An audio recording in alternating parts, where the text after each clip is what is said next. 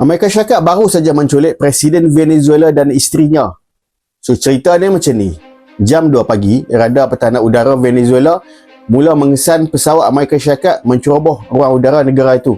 Setengah jam kemudian, beberapa fasiliti ketenteraan diserang serentak. Jam 3 pagi, Nicolas Maduro mengumumkan daurat nasional.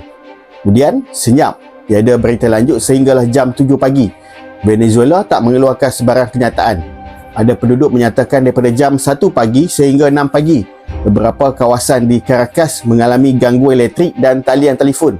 Jam 7 pagi, waktu Venezuela, baru dunia tahu kenapa serangan itu berlaku.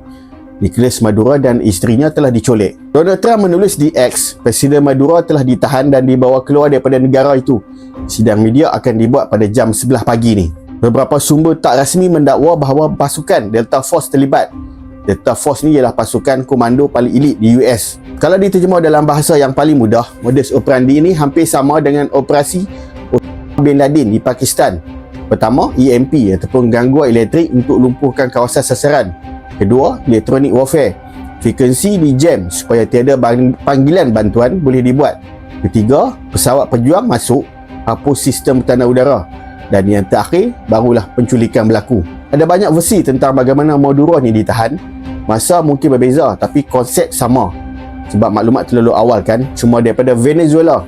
Mereka menganggap perkara ini sebagai pelanggaran kedaulatan. Naib Presiden Venezuela, Delcy Rodriguez, menggesa US untuk membuktikan bahawa Maduro dan isterinya masih hidup selepas operasi itu.